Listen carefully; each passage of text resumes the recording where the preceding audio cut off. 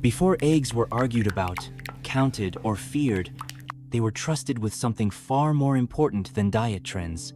They were trusted with strength, recovery, and survival. Medieval people did not call eggs a superfood because of science or labels. They called them powerful because one simple egg could carry a body through a full day of hard life. No crashes, no weakness, no confusion. Today, eggs sit on our plates looking the same, yet they no longer feel the same. Some people feel nourished, others feel drained, and most are left wondering what went wrong. This is not a story about eggs becoming bad. It is a story about a world that changed everything around them. If you want to understand why medieval eggs were once considered a true superfood, and what quietly disappeared along the way, you need to go back to how food was once grown, cooked, and respected. Because sometimes, the future of health is hidden in the wisdom we forgot. Eggs were seen as a complete food. In the medieval world, food was not reduced to numbers or broken into scientific categories. People did not ask how many calories a meal had or how much protein it contained. They asked a far more important question: will this food carry me through the day? An egg earned its place because the answer was always yes. It did not feed one part of the body while neglecting another. It nourished strength, endurance, focus, warmth, and recovery all at once. When someone ate an egg in the morning, hunger stayed quiet for hours. Energy did not spike and crash. The body felt steady, grounded, and capable of work. This is why eggs became a trusted food for people whose lives depended on physical and mental strength. Travelers relied on eggs because they were light, to carry yet powerful in effect. Laborers depended on them because they could work long hours without weakness. Soldiers valued them because eggs built stamina without slowing the body down. An egg was not considered small food just because it was small in size. It was considered complete because it contained everything life itself needed to begin. From a single egg, an entire living being could form. Medieval people saw this and understood that such a food carried deep wisdom. Eggs did not need fortification, enrichment, or enhancement. They came ready, whole, and balanced by nature.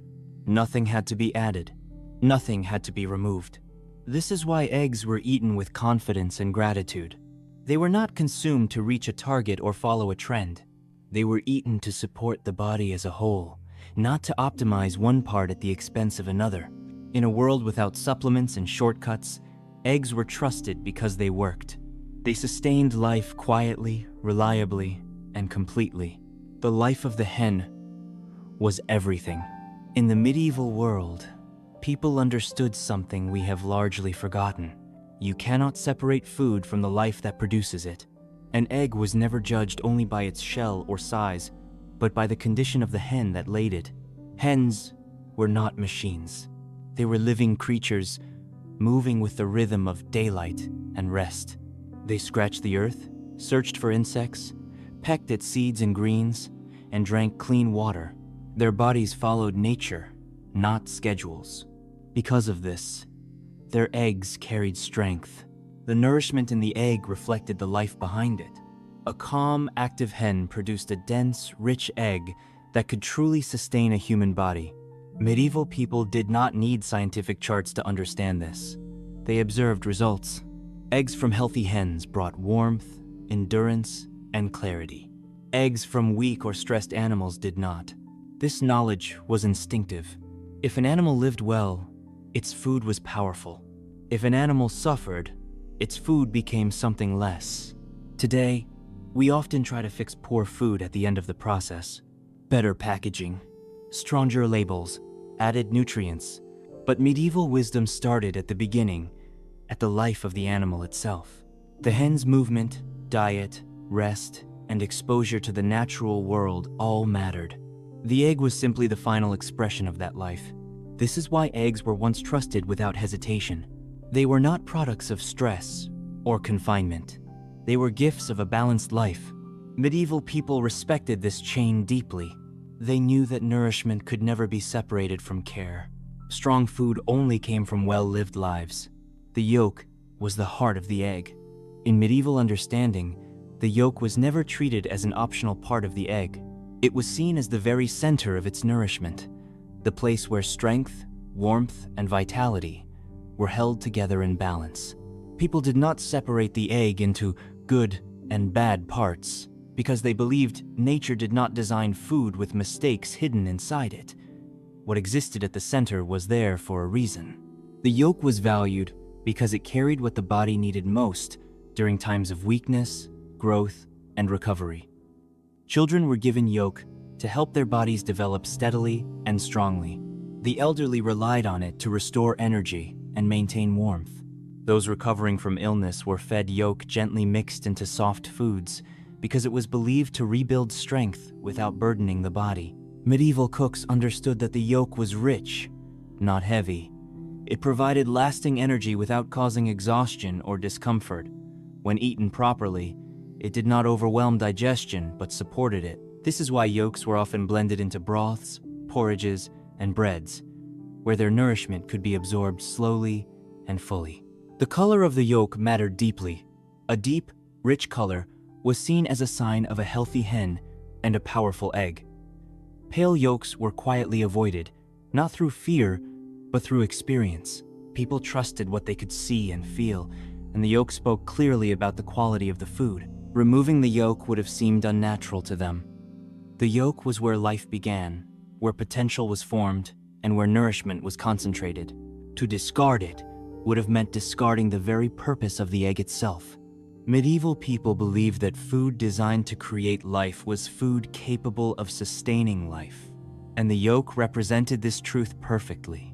In a time before supplements and extracts, the yolk served as quiet medicine. It delivered fat, minerals, and strength in a form the body recognized instantly.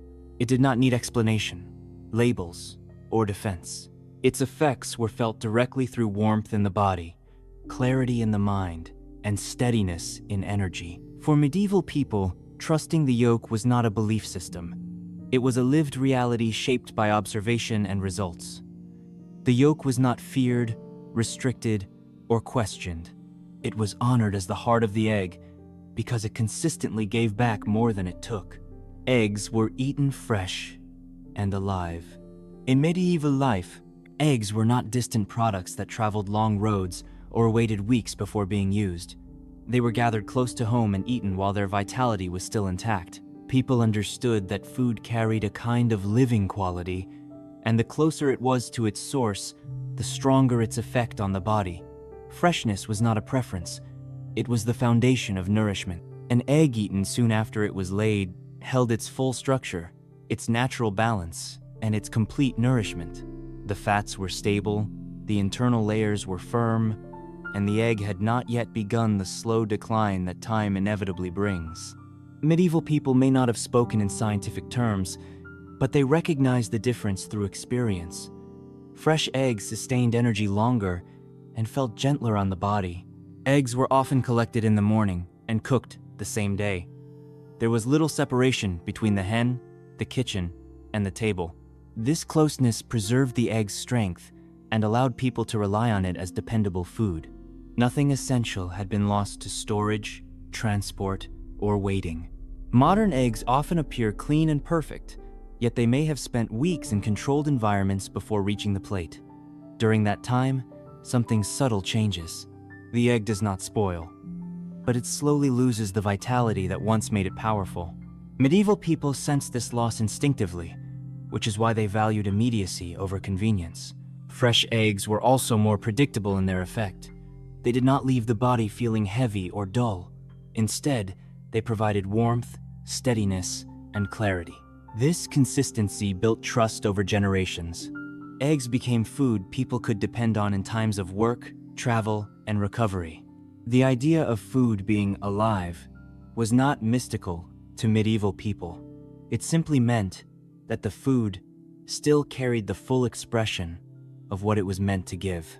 Eggs eaten fresh still reflected the life of the hen, the quality of the land, and the care involved in their production. By eating eggs close to the moment they were laid, medieval people preserved the integrity of the food. They understood that nourishment fades quietly with time, even when nothing seems wrong. Freshness was their way of protecting the egg's purpose, ensuring that what entered the body still carried the strength it was meant to provide. Cooking was gentle and intentional. In the medieval world, cooking was not about speed or convenience. It was an act of care, guided by patience and awareness. People understood that the way food was prepared could either protect its nourishment or quietly destroy it. Eggs, in particular, were treated with respect because they were already complete foods that needed little interference. Eggs were cooked slowly and with attention. They were softly boiled, gently poached, or carefully folded into stews and breads, where heat was controlled and steady. Harsh flames and rushed cooking were avoided because people knew that excessive heat weakened food rather than improving it. The goal was never to overpower the egg, but to make it easier for the body to receive. This gentle approach preserved the natural fats and minerals within the egg. It kept the texture digestible and the nourishment accessible.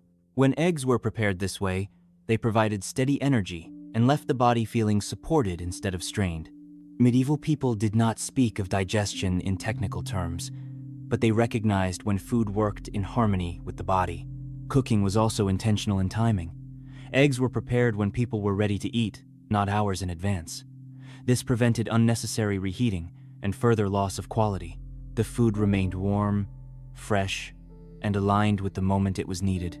Today, eggs are often subjected to extreme heat, rushed methods, and repeated cooking. What once nourished becomes something harder for the body to process. Medieval wisdom avoided this problem by treating cooking as a continuation of care, not a final step to rush through. For medieval people, good cooking was invisible. When done properly, it did not draw attention to itself. The food felt light, yet sustaining, simple, yet complete. This was the quiet success of gentle and intentional preparation. By respecting heat, timing, and purpose, medieval cooks protected the egg's natural design. They understood that nourishment could be preserved or lost in the kitchen, and they chose patience over speed because life depended on it. Eggs were never eaten alone. In the medieval world, no food was meant to stand alone, and eggs were no exception. They were always part of a wider meal that supported balance in the body. People understood that even powerful foods needed harmony to work properly. An egg was not eaten to dominate the plate, but to complete it. Eggs were commonly paired with vegetables, herbs, broths, and breads made from whole grains. These combinations slowed digestion, grounded energy, and helped the body absorb nourishment steadily. The meal worked as a system, not as isolated ingredients competing with one another. Food was designed to support the body gently, not overwhelm it. Herbs were often added not for flavor alone, but for function. Some aided digestion, others brought warmth or calm, and some balanced richness. Eggs blended naturally into this rhythm. They were never expected to carry the entire burden of nourishment by themselves. Modern eating habits often remove this context. Eggs are surrounded by refined flour, sugar-heavy sauces, and industrial oils that confuse the body and disrupt digestion. When discomfort follows, the egg is blamed, even though it was never meant to function in such an environment. Medieval people rarely experienced this confusion because their meals followed patterns shaped by experience. When eggs were eaten with grounding foods, energy remained stable and hunger returned naturally rather than abruptly. The body felt fed, not shocked. Food wisdom in that era was practical, not theoretical. If a combination worked, it was kept. If it caused discomfort, it quietly disappeared from the table. Eggs survived centuries of use because they fit beautifully into balanced meals. The lesson is simple, but often forgotten. A good food can lose its benefits when removed from its natural companions. Eggs were never meant to fight against a broken diet. They were meant to cooperate within a nourishing whole. And when they did, they delivered exactly what medieval people trusted them to give. Eggs followed seasons and rest. In medieval life, food was never constant or endless. People ate according to the rhythm of the land, the animals, and the year. Eggs were no exception to this wisdom. They were respected as nourishing food, but they were not consumed without pause or consideration. Balance mattered more than abundance. Hens laid more eggs during certain seasons and fewer during others, and people naturally adjusted their eating habits to match this cycle. When eggs were plentiful, they were enjoyed with gratitude. When they were scarce, the body rested from them without stress or fear. This natural variation allowed the body to reset and remain sensitive to nourishment. Fasting periods, religious observances, and seasonal changes all played a role in how often eggs were eaten. These breaks were not seen as deprivation, but as part of maintaining harmony within the body. Even the most nourishing foods were given space, so they could remain beneficial when they returned. Modern life removed these pauses. Eggs are now available every day, in every season, without interruption. The body rarely experiences rest, and over time, even good foods can begin to feel heavy or irritating when eaten without rhythm. Medieval people understood that nourishment worked best when the body was allowed contrast. Periods of eating were balanced by periods of restraint. This kept digestion strong and appetite honest. Eggs remained powerful precisely because they were not overused. Seasonal eating also preserved appreciation. When eggs returned after a period of absence, they felt restorative rather than ordinary. The body responded positively because it was ready to receive them again. This rhythm protected both the food and the eater. By honoring seasons and rest, medieval people ensured that eggs continued to support life rather than burden it. The lesson is not about restriction, but about respect. Nourishment thrives when it is given space to work. Food was trusted, not feared. In medieval times, people did not approach food with suspicion or anxiety. Eating was guided by experience, observation, and the body's response over time. If a food brought strength, steadiness, and clarity, it was trusted. Eggs earned their place at the table because they consistently delivered these results across generations. There were no charts warning people away from the foods that had sustained their families for centuries. Knowledge was passed through lived experience rather than distant authority. When eggs were eaten, people noticed how they felt afterward, how long their energy lasted, and how well their bodies recovered from work and illness. This trust did not come from ignorance. It came from closeness. People lived near their food sources and understood the process from beginning to end. They knew the hens, the land, and the methods used to prepare the eggs. Nothing was hidden, and nothing felt abstract. Modern fear around food often comes from distance. When people no longer see how food is produced, anxiety fills the gap. Numbers replace intuition, and warnings replace understanding. Eggs become something to debate rather than something to experience. Medieval people did not chase perfection in diet. They paid attention. If a food caused discomfort, it was reduced or avoided. If it brought strength, it remained. Eggs survived this test because they consistently supported the body when eaten in balance. This calm relationship with food protected health in ways we rarely consider today. Stress around eating was minimal, digestion was smoother, and meals were enjoyed without guilt or confusion. Trust allowed the body to receive nourishment fully. The lesson is not that knowledge is harmful, but that fear breaks the natural connection between food and the body. Medieval wisdom reminds us that nourishment begins with trust, built through experience rather than constant doubt. Industrial speed broke the egg. The greatest change to eggs did not happen quietly in kitchens or on plates. It happened long before the egg ever reached the table. When food production shifted from nourishment to efficiency, the egg entered a system that no longer measured success by vitality, but by volume and speed. Industrial farming transformed the hen from a living creature into a unit of output. Artificial lighting replaced natural daylight. Confined spaces replaced movement and foraging. Processed feed replaced the diverse diet that once supported strong bodies. These changes did not happen all at once, but their effects accumulated over time. A hen living under constant stress cannot produce the same quality of food as one living in balance. This is not an opinion, but a biological reality. Stress alters the body, and the egg reflects that altered state. The shell may look the same, but the nourishment inside is not equal. Modern systems attempt to correct this loss at the end of the process by adding labels, certifications, and fortifications. Medieval wisdom would have found this backwards. Strength was never added after the fact. It was cultivated from the beginning, through care, environment, and patience. Speed became the priority, and patience disappeared. Eggs began traveling long distances, sitting in storage, and entering kitchens far removed from their source. The connection between life and food weakened, and with it, trust in the egg itself. Medieval people understood that nourishment could not be forced.